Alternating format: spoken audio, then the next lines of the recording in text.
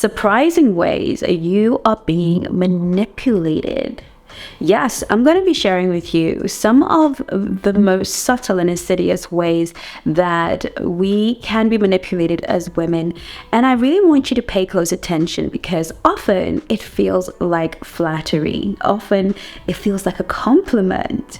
But actually it is conditioning, it is manipulation, and it is getting you ready to get you in a position where you will be you'll be weakened. Something is going to go wrong very, very quickly. Now, obviously, I want us to have balance in how we hear this, but I will see you on the other side right after this.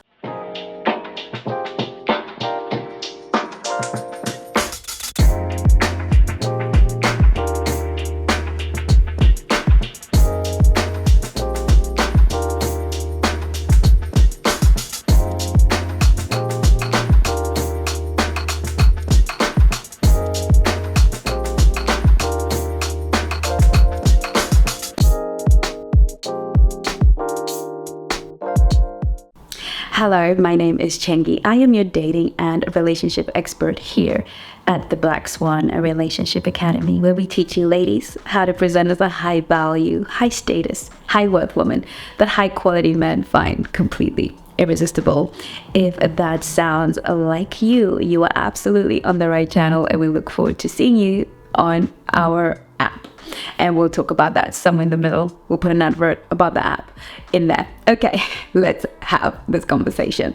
So, understanding this form of manipulation is really about giving you what seems to be a compliment, but is actually conditioning you and positioning you to prove something to him. Now, we're going to talk about some of these. These are not all, but by the time I'm done, hopefully you'll understand the spirit of it. What matters is the energy that you get from it and what it triggers in you. There's a reason when you're being manipulated, certain things are triggered in you.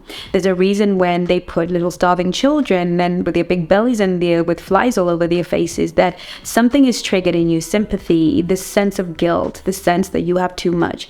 That is all very deliberate. It may seem like they're just showing you how things are in other parts of the world, but that particular footage is actually to ignite a certain emotion in you. The best feedback mechanism that we can have in relationships is our gut. The best feedback mechanism is our feelings. Our feelings, our intuition, and our instinct, they are great feedback systems. Okay, we know that they're trying to tell us something that our senses and our knowledge and our experience is not quite picking up. So when a man comes into your life and he says, women don't respect men, women don't care about men, women don't give men the space to, women do A and women do B, what is going to rise in you is, yes, they do, a natural desire to defend. Now, even if you have a tete-a-tete and you go back and forth and, you have a, bounce back of the whole scenario, even if that is the reality and you kind of go back and forth with this gentleman, what you will realize is that naturally you will start to want to prove him wrong. You are going to want to start to show that I am not women. I'm a special woman. I'm not like those women who can't hold space. I'm not like those women who don't cook for men. I'm like those women who don't clean. And I'm not like those women who don't know how to take care of their man in the way that their men want to. And that is a form of manipulation, because if he knows you wouldn't naturally do it, or you wouldn't naturally do it, but now you feel you have to do it in order to not be like those women or to fall into his definition of women, you are going to be trapped in a proving mindset. You are going to be trapped in a mindset where you're consistently performing for love in this relationship, because that is the position that he's putting you into. If he holds an opinion about women and you happen to not agree, still be your authentic self. Say, you have every right to believe that. I believe different, but you have every right to opinion. And, I hope you find the woman that will do for you what you need. Don't volunteer yourself for that whole manipulation tactic, because you are being drawn into performative. You're being drawn into the masculine. This man is positioning you to perform and to prove him wrong. You have nothing to prove. You are a feminine woman. You show up at your best at all times. And if that's not good enough, it's not good enough. Secondly, I have never had a woman do A for me. I have never had a woman support me financially when things are bad. I have never had a woman listen to me for hours and let me speak about my emotions. I have never had a woman put me up in her home and take care of me. I have never had a woman cook for me.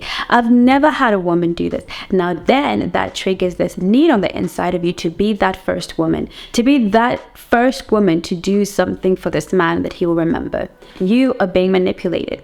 You want to be the first woman to support him financially. You want to be the first woman to move him into your home. You want to be the first woman. You want that desire to show and prove, that desire to be meaningful, to be useful is triggered. You want to earn your right in his life. You don't want to be the woman that did not show up for him.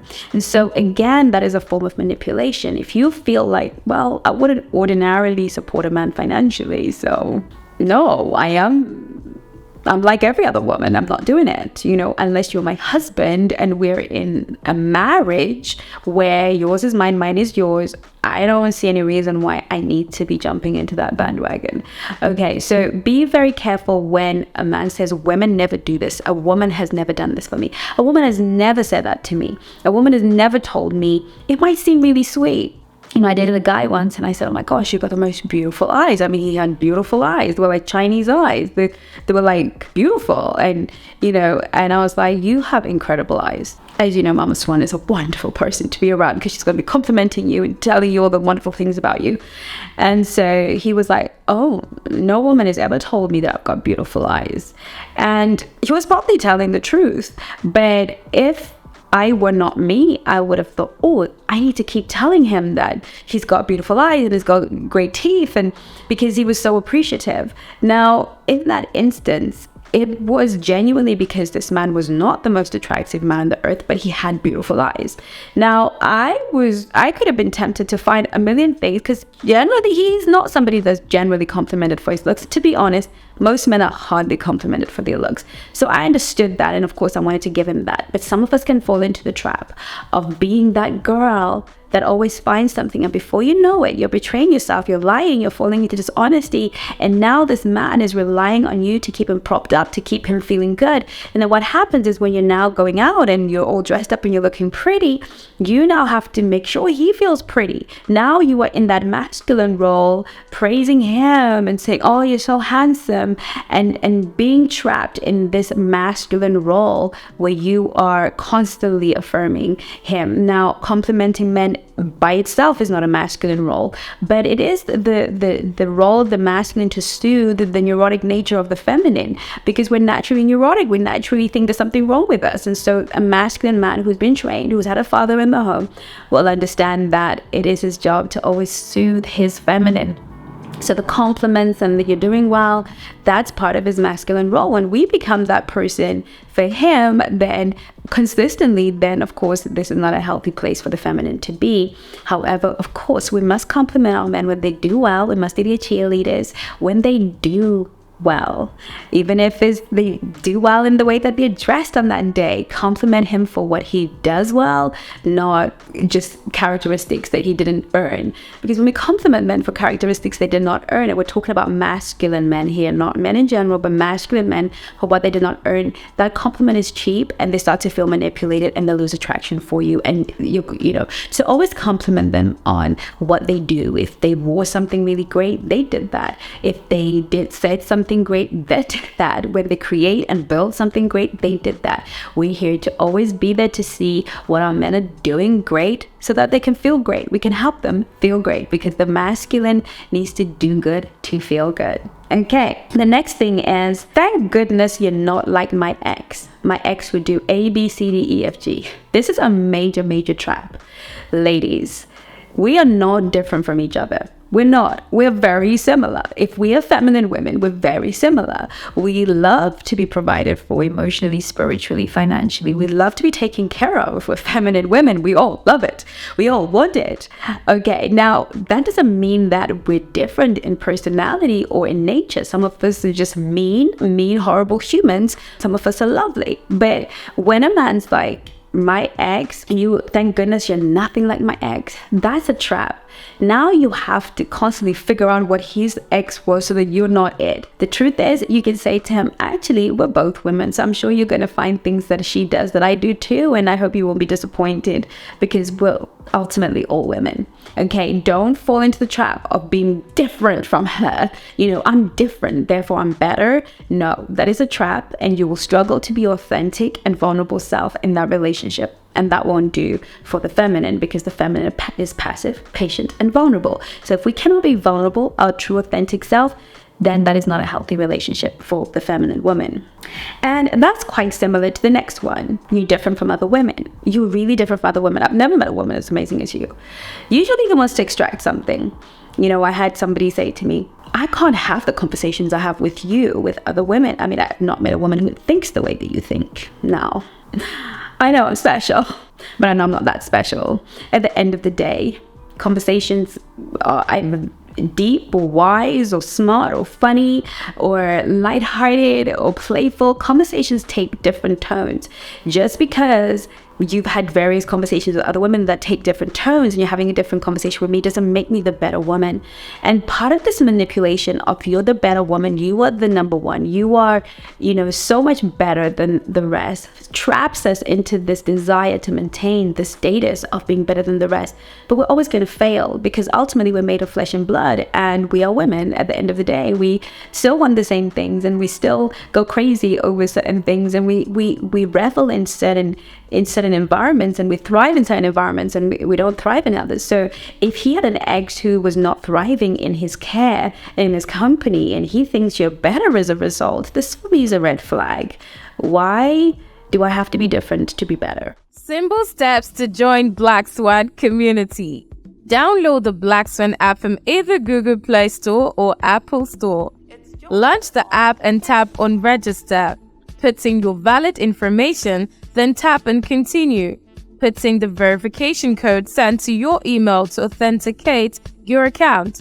Then log into your account. Be sure to accept all permissions displayed at installation stage to enjoy all the cool features in the app.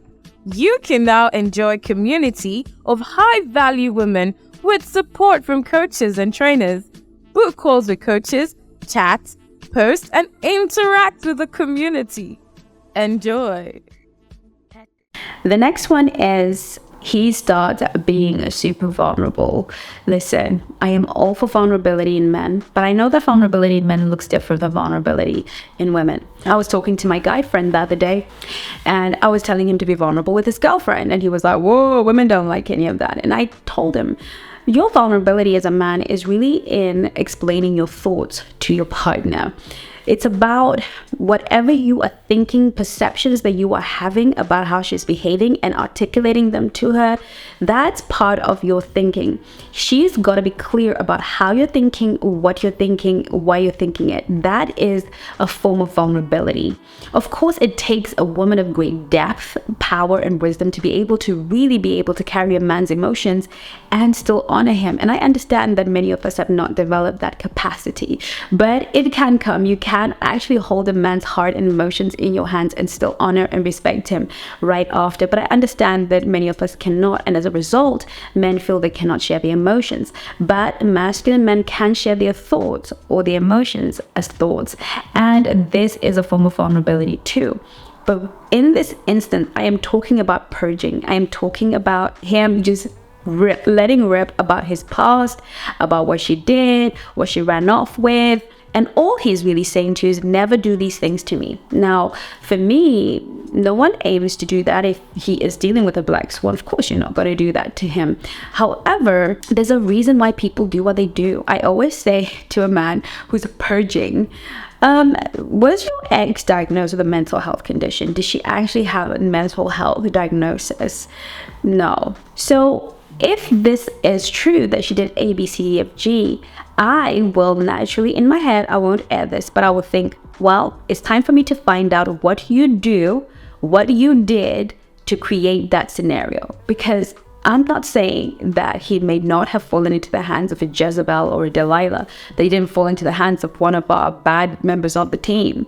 This is quite possible. But often when men have these purging, feel sorry for themselves moments, they do something to women in these relationships that often trigger the same situation. How many times have we been the ex-girlfriend, looked back at all the stories he told us about his exes and found ourselves exactly in the same scenario as his ex, like saying the same things, complaining about the same things, feeling as mad as she was, and recognizing, this is why the ex behaved this way, because he behaves this way. He starts to pull away. He starts to neglect. He starts to cheat. He starts to do all these things, starting to dysregulate. Some men continue their patterns of dysregulating women. Some men do not have the self-awareness to know that they are, triggering and dysregulating their partners, that they think that women just dysregulate around them, but they don't realize that they are the culprit. They are the one that comes into the mixture and actually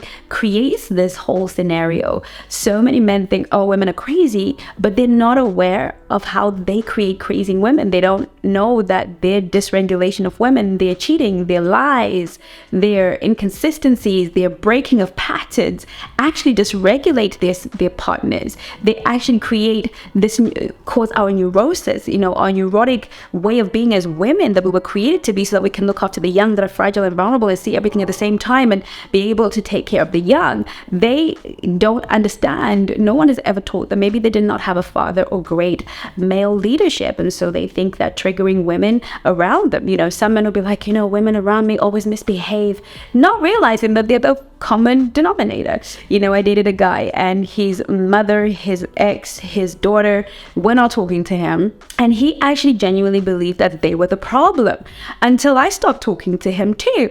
And I know that it hasn't clicked in his head that actually maybe I'm the problem. Maybe how I handle women is the problem, and I need to learn to handle women differently. So when you see a pattern emerging and a man is sharing about his past, and there's a pattern of women losing the rag, or the ex-wife losing the rag, or the ex-wife packing her bags and leaving the country, ask yourself, what could have possibly happened to make a woman who walked down that aisle excited, gave birth, if you've ever given birth, you know what this means, gave this man children, and decided that she wanted to be in a completely different country. Let's think about that. What could it be that she is running away from? What could it be that would make a woman leave her comfort and go somewhere else? Think about it.